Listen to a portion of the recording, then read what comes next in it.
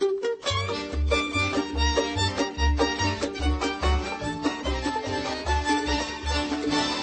to the Book of Life, a show about Jewish books, music, film, and web. I'm Heidi Estrin. The Book of Life is a podcast service of the Feldman Library at Congregation B'nai Israel in Boca Raton, Florida. Additional support comes from the Association of Jewish Libraries. Rona Arato has written a fun and funny chapter book called Mrs. Kaputnik's Pool Hall and Matzo Emporium. I spoke to her about this story when I met her at Book Expo America in New York City in 2010.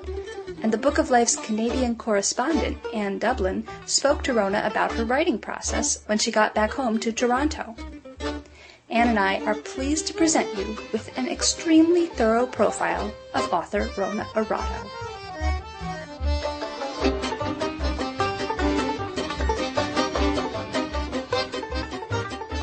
Okay, I'm Rona Arato. My book is Mrs. Kaputnik's Pool Hall and Matzo Emporium, published by Tundra, and it takes place at the turn of the century, around 1900. It's about a family who comes to New York from Russia with their pet dragon, Snigger.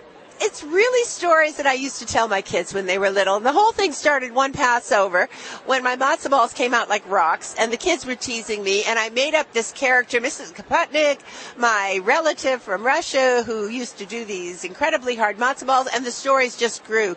And somehow, I don't even remember where the dragon came in, but he hatched out of an egg, a very large egg that the children thought would be great for their mother to use for Passover because food was very scarce. But instead of an egg, when they cracked it open, out popped a baby dragon instead of a chicken. Instead of a chicken or a yolk, which is what they thought was inside. And the stories just grew from there. Now, getting stories into book form was a real challenge, and I worked on it on and off for over 20 years. My kids kept saying, Mom, you've got to write it down. I kept saying, I will. I've written several versions. But it's very hard to take these loose stories that you tell at bedtime and then turn it into a cohesive book with a real story arc. And I was lucky to find a wonderful publisher, Tundra, and a fabulous editor, Lauren Bailey, and my publisher, Kathy Lowinger, who has since retired, but she liked the book, she believed in it, and they worked with me to pull it together. Is the dragon Jewish? I hadn't really thought about, of course. No, he has to be. He saved the town from a pogrom. Oh. And when he set the Cossacks' pants on fire, they dropped a bag full of coins, which the family used to pay their passage to America. Now, the family name was Kapustin, but when they got to Ellis Island, it got changed. And that story of how their name was changed is a real schlemazel. It's a lot of fun. It's one of the best scenes in the book. And Kaputnik had stayed. And, of course, there's a mystery involved because when the children went to America, their mother and the two children, Shoshi and Moshe, they wanted to find their father who had gone 5 years earlier and disappeared. And once they get there, they realize that the whole Lower East Side is under the control of a gangster, Nick the Stick. And they suspect that he had something to do with their father's disappearance. It's a lot of fun. It's got a cast of really kooky characters. There's Aloysius P. Thornswaddle, circus barker extraordinaire, who helps I forgot to mention that when they get to New York, the relatives that they go to stay with steal their money, take off for California, and leave them with a worthless restaurant, which is their only source of income. So with the help of Aloysius P. Thornswaddle, they learn how to promote the restaurant. Salty the seaman helps them smuggle Snigger on the ship and through Ellis Island. The mysterious man in the black cape is one of the bad guys, they think. There is Nick the Stick, the gangster who's controlling the Lower East Side, and his henchman Igor. And then there is Dingle Hingelhofer, pitcher for the New York Slobbers, the team that has never won a game until they come across Mrs. Kaputnik's matzo balls. It sounds like so much fun, and what I really like is that it sounds extremely funny, and there aren't, even though Jews are known as, the kings of comedy, there are very few really funny Jewish children's books. I know, and that's especially one. Chapter books. Absolutely. There's some picture books, but not chapter books. And there are serious undertones to the book because the book deals with the issues of immigration. It deals with the problems of kids coming literally fresh off the boat to a new country, a new culture, and that's as timely today as it was then. I mean, they're coming from different places. But when I do school readings, I speak to kids who've come from China, from Pakistan, from India, from Palestine, from Israel, from all over. And when I talk to them, they don't care that these kids were Jewish or not Jewish. What they're interested in is that these are kids who came to a new culture just like they did and learned to cope. Excellent. And so also something like that, something that playful and with a dragon, it sounds like something that would be a series. Are you going to turn this into a series? I'd like to. I'd like to. The ending is quite open-ended, and I would like to continue because I think there are a lot of adventures yet to be had. And I think Snigger's a natural for Hollywood. He might just fly there one day. By the way, in the beginning of the book, Snigger doesn't fly. He's afraid of heights. He's a dragon who hates heights. Snigger has issues to work through. The kids have issues to work through. The mother has issues to work through, and work through them they do, but they have a lot of fun along the way. And danger. Did I mention danger? Yes. Adventure, danger, and they learn. And I think that's the important thing for any kid's book, that the characters grow and learn, and by the end of the book, they have learned how to cope with the problems and to deal with them on their own as children, that children can cope with their own problems and help themselves. Okay, that's great. And now, have you written other Jewish interest titles? Yes. My first book was called Ice Cream Town. It's also an immigrant story. It also takes place in New York, but it's set in 1920, and it's loosely based on my father's experiences of coming to New York after the First World War.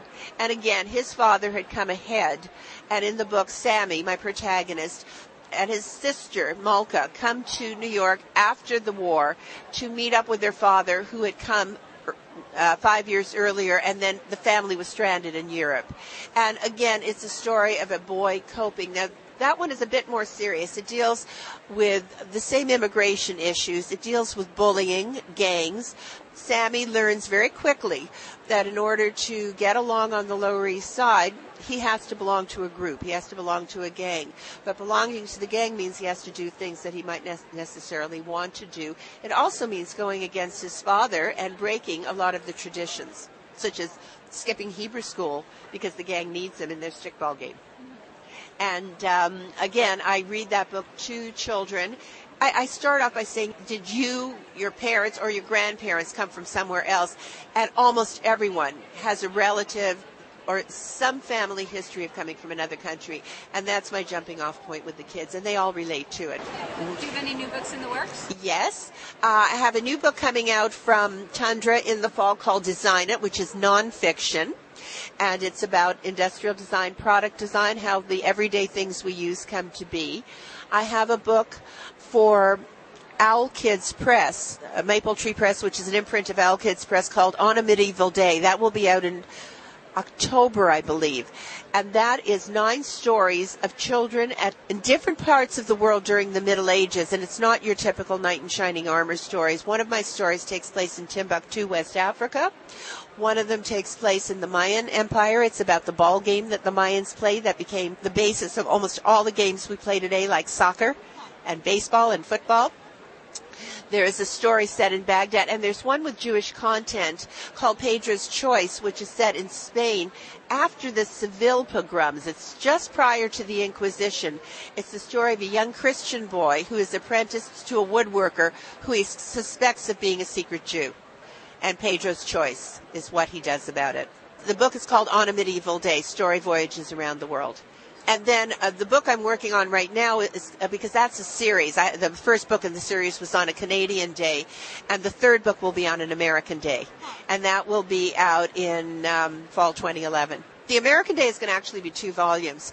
One volume going up to the end of the 19th century and a second volume for the 20th century. I love research. I love history. I don't write about kids today because I don't really speak the language of kids today. Although I will soon, because I have 3 grandchildren, and I'm looking forward to them getting me a little bit more caught up. But I really enjoy historical fiction. I've done biography and I've done fiction, but I tend to work with in the historical genre. I enjoy the research, and I really like making times past come to life for kids. I think it's important. I think that they need to learn how other kids lived at different times, at different places, and they need to learn how kids have coped through the ages. The other thing, I do teach creative writing, and when I do workshops with kids, I talk to them about how working on fiction and nonfiction is the same in terms of the research. That even when I'm writing about a dragon, if the dragon is in New York City at a certain time, that has to be accurate. The street names, what people ate, what people wore, how they lived at that time, so that the research is the same. And you have, unless you're doing science fiction or complete fantasy, when you can just make up your worlds. Right. Okay, very interesting. Thank you very much. You're welcome. It's a pleasure. Rona Arato is the prolific author of books for children and young adults. She writes both fiction and nonfiction and covers a broad spectrum of topics. Rona and I are members of the same writers group in Toronto. After our session in June, I was delighted to interview Rona about her writing life. Rona, tell us a little about yourself. I've always wanted to write kids' books. I was a teacher, I was a parent, and I've been writing professionally for over 30 years, but about 10 years ago I decided it was time to take children's writing seriously, and I've loved it. What were you like as a young reader? What were your favorite books? I was a voracious reader, and of course, when I was young, we didn't have the vast array of books that children have now. I read Heidi about 10 times. I read all 3 Heidi books because there's 2 sequels. I loved Little Women, and I always identified with Jo. I always felt that Jo and I were soulmates. I used to read the Enid Blyton, the Fabulous Five, I think that's what they were called. I read most of the classics, and as I got older, I graduated into adult books quite early. Well, I'm glad to hear that you read the Heidi books because I love them too. But I guess growing up in L.A., did you have any exposure to the Anne of Green Gable books by Montgomery? No, I never heard of them really until we moved here. And I still haven't read them, I have to say. Well, it's a very Canadian thing. Right. So when did you actually start writing? I started writing when I was about 9 years old. I started writing poems, and I originally thought I'd be another Dr. Seuss. But when I tried, I did write a few. They didn't sell. I didn't get anywhere with it, and then I dropped it. And when I got back into writing later on, I discovered that I really like writing for an older age group. I like doing historical fiction. I like getting into ideas. I like getting into history and recreating worlds for kids. Tell us where you get your emotional or your professional support. We all need that as writers. Where do you find yours? Well, the writing group is number one. It has been amazing. I think the fact that we all are children's writers. I've been in other writing groups, but this group has been phenomenal because we're all working at the same level. We're all writing for kids, even though some of us maybe do picture books and we do different things at different times. And I think we provide emotional support for each other because, as everyone knows, writing's very solitary. It's nice to be able to talk to people who are going through the same thing and who understand the writing process. So that's been a strong emotional support. My children are very supportive. They're thrilled that I'm doing this. And my husband has been very supportive. So I've been very lucky, and I've been very lucky to work with some wonderful editors. I've had good publishers who've paired me up with good editors, and that's worth its weight in gold. It is. Fantastic. It is. It's a blessing. And when it's a good fit, then you just feel that collaboration makes the work even better. Absolutely. You see where you can make things better, but you also have to learn that you can disagree with an editor, because sometimes they'll point you in a direction you don't want to go. And in the end, it's still my work, my book, and I won't let an editor change it in a direction I feel doesn't work.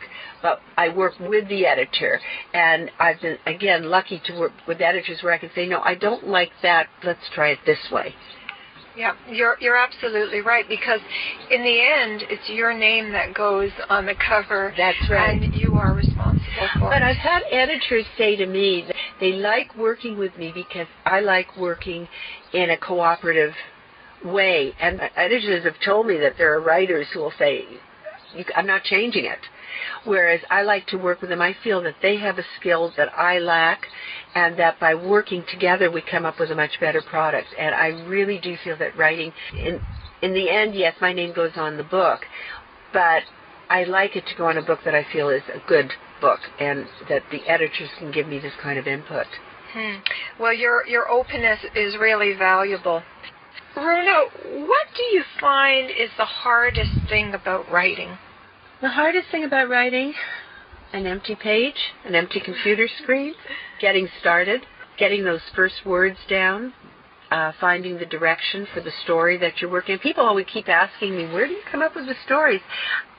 That's easy for me. The stories just sort of come there, but getting them into a format, getting them into a story arc, finding the tension points and the key points and the turning points, whatever you want to call them, for me that's difficult. A lot of writers face that blank computer screen with dread, but they say that if you sit down every day, something will happen. What is the best advice you've received as a writer? Write what you know, but only in the sense, because I'm writing a lot of things that I don't know. I've just written a book called On a Medieval Day, and I've written about places I'd never heard of before, barely knew. But yet I'm still writing about emotions that I know, about situations. I can look up the historical background, but my characters have to be real. They have to be people I can empathize with. And so I think that write about what you know, or write about who you know, staying true to yourself, true to your own values in what you write. One of the best parts for me, the absolute best, is when I get an email from a kid saying, I loved your book. It spoke to me. I learned new things. I could relate to this character. And I print those emails out and I keep them on my desk because they're wonderful. Yeah, those times when the blank computer screen is staring at you, you can look at these email messages and feel gratified and feel motivated to keep going. Absolutely. The kids are now that I'm actually publishing and going into schools and meeting with kids, the kids have become my inspiration. And that's another advantage, nice thing that's come out of all this is that I've gone back to the classroom, which I have to admit that after I left teaching, I always missed it. So it's nice to be back in a classroom. Yeah, back in the classroom in a different way, connecting to kids in a different way, too. Right, without having to deal with report cards and administration and lesson plans.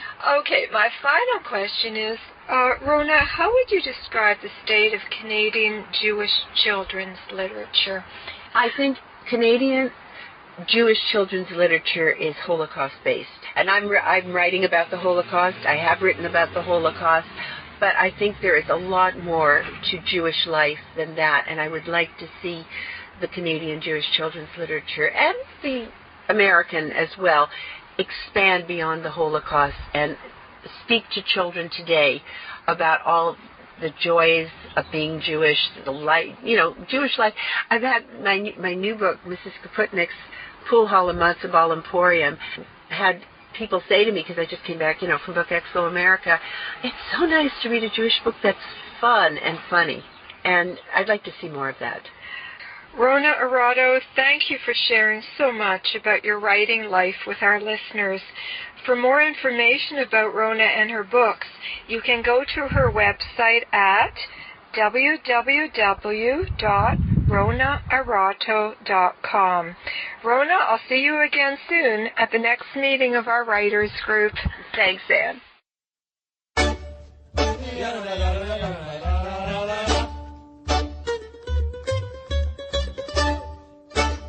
There are so many ways to connect with the Book of Life. Fan us at facebook.com/Book of Life Podcast. Follow us at twitter.com/Book of Life Pod. Email us at bookoflifepodcast@gmail.com or leave us a voicemail at 561-206-2473. You can also listen to the latest episode by phone at 916-313-3820. And, of course, find links to everything at bookoflifepodcast.com. The Book of Life is a podcast service of the Feldman Library at Congregation B'nai Israel in Boca Raton, Florida, at cbiboca.org. and is supported in part by the Association of Jewish Libraries at jewishlibraries.org. Our background music is provided by the Freilachmakers Klezmer String Band at freilachmakers.com. Thanks for listening, and happy reading.